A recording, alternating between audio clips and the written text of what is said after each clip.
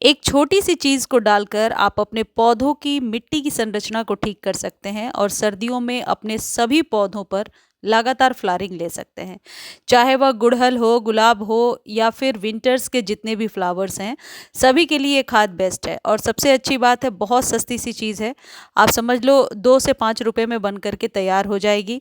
3 चीज़ों के मिश्रण से ये खाद तैयार करना है और अपने सभी चाहे वह परमानेंट पौधे हैं या फिर आपके विंटर्स के फ्लावर्स हैं सभी को दे सकते हैं, सब्जियों वाले पौधों को दे सकते हैं।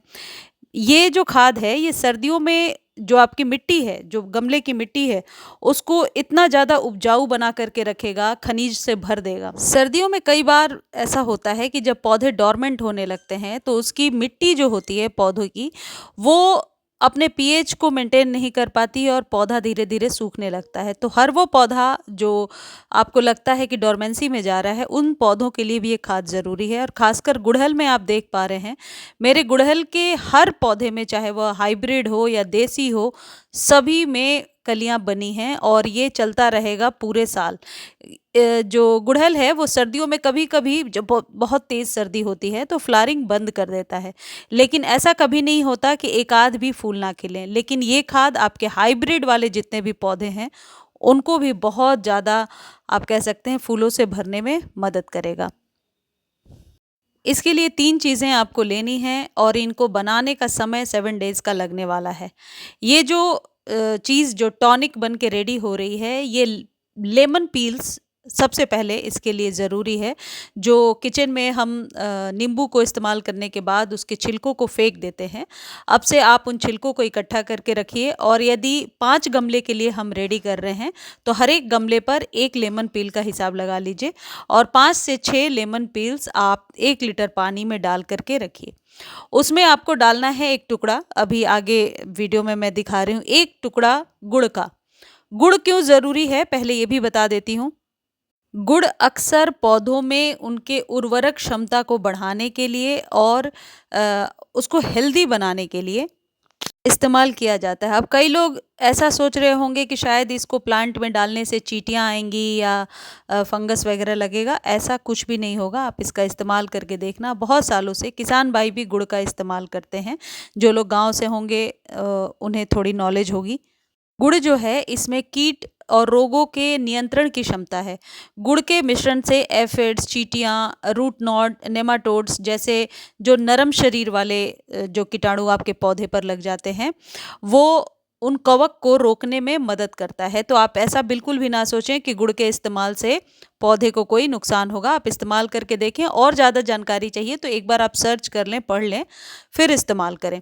तो गुड़ का इस्तेमाल अक्सर 3-3 महीने पर पौधों पर करने से हमेशा रिजल्ट बेहतर मिलता है। अभी जो ये आप लिक्विड बनाएँगे, इसका इस्तेमाल आपको 15 दिनों पर एक बार करना है और आपको जैसा मैंने पहले बताया था लेमन पील्स ले लें, इसमें 3 ही दिख रहे हैं आपको, कम से कम 6 के करीब ज़रूर लीजिए आप।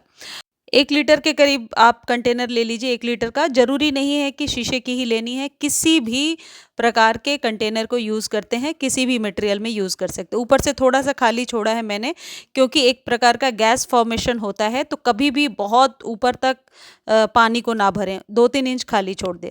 और इसमें 1 चम्मच चाय पत्ती डाल देना है और वो जो गुड़ है उसकी मात्रा 5 ग्राम से थोड़ी-सी कम है।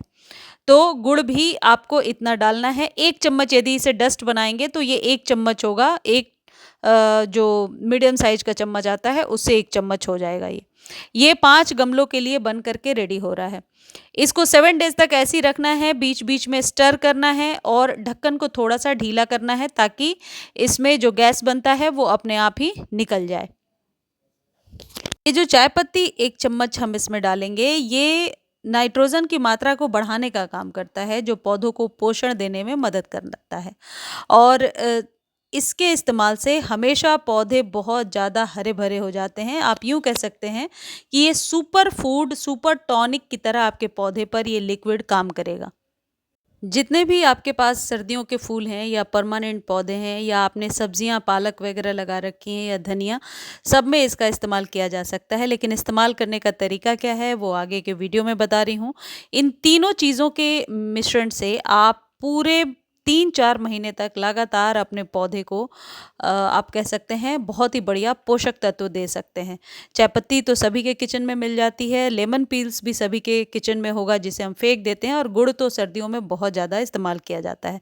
अब 7 डेज़ के बाद जब ये बन कर के रेडी हो जाएगा तो आपको क्या करना है, एक गमले में 2 बड़े चम्मच का हिसाब लेना है। मान लीजिए ये 1 ग्लास पानी है, तो 2 चम्मच के अंदाज से मैंने इसमें ले लिया, और इसे ये 1 ग्लास अपने 6 से 8 इंच के बीच के कंटेनर में आप डालिए, इतना इनफ होगा। यदि आपको ज़रूरत महसूस होती है तो ऊपर से पानी डाल सकते हैं, लेकिन ये लिक्विड इतना बहुत है। इसको हमेशा पानी में मिला करके ही देना है, इस बात का ध्यान रखें, डायरेक्ट नहीं देना है, और इससे स्प्रे नहीं हो सकता क्योंकि ये थिक लेयर होती है गुड़ को डालने के बाद से।